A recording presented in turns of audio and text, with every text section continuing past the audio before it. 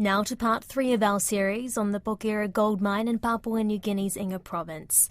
It is due to open Friday, and this comes after a long squabble over the renewal of the mining lease. The multinationals involved and the PNG government have set up New Porgera Limited, with the governments, both national and provincial, along with the landowners taking a majority shareholding. Over the past week, we've been hearing from Massey University human geographer Professor Glenn Banks, who's had a link with the mine going back 30 years. Don Wiseman asked him what he makes of the reopening. I think the first thing we should say is that it's a pretty impressive achievement that Barrick and the government have achieved to get to the point where they are. I mean, 12 months ago, I really didn't think they would even be at the point of saying we're going to reopen the mine before Christmas this year. So I think there's been a huge amount of effort, a huge amount of talk and negotiation carried out by the Mineral Resources Authority, by some of the key actors involved in the new structure for the new Porgera. So I think that's kind of the first thing to say.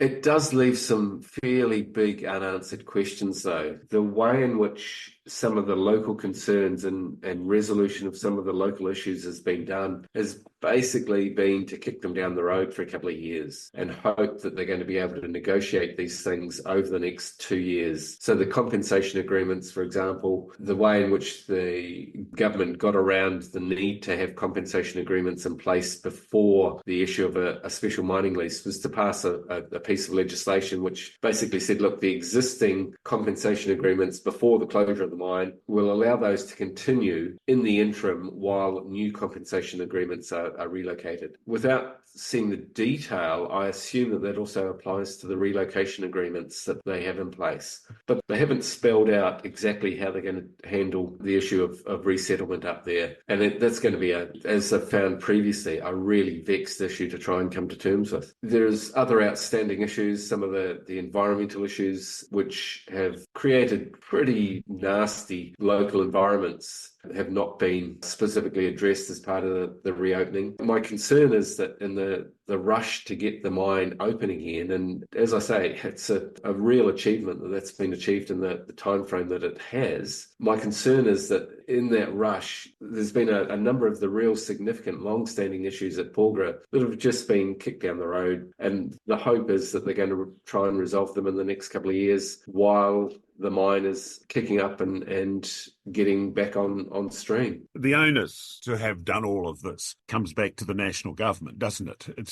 It does. More than 3 years after it engineered the non-signing of the lease back in 2019, and yet here we are now with the matters unresolved still. Yeah, that's very much the case. I think the first 12 months of that 3-year period was taken up largely through trying to figure out how they were going to come to an agreement with Barrick in terms of the ownership of the mine. And so, for 12 months, there was at least 12 months, there was really no attention given to the way in which some of these local issues could be dealt with. After that, certainly a lot of effort went into the nature of what the new arrangements would look like. And so again, a lot of negotiation about the structure of the local 51% interest. There's questions too around the way in which the local landowners are going to be represented in the new arrangements. So there's another 10% of equity in the mine, which is effectively being given to the local landowners or the local community. But the fine detail of that, I think, still needs to be hammered out.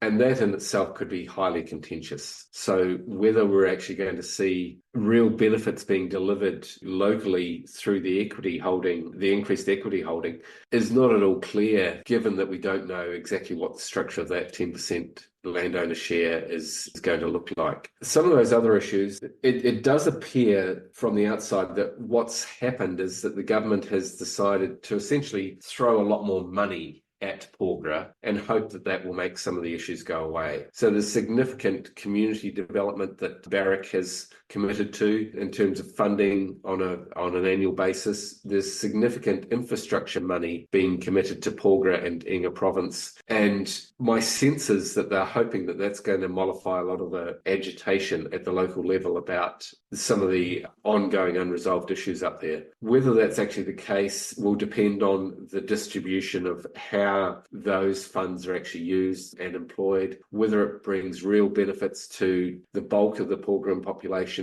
There's concern too, in the last decade or so, there's been some real splits open up within the Porgera community. And some of the long-established leadership has been challenged by younger people coming through. There's some very good older leaders and there's some very good younger leaders up at Porgera.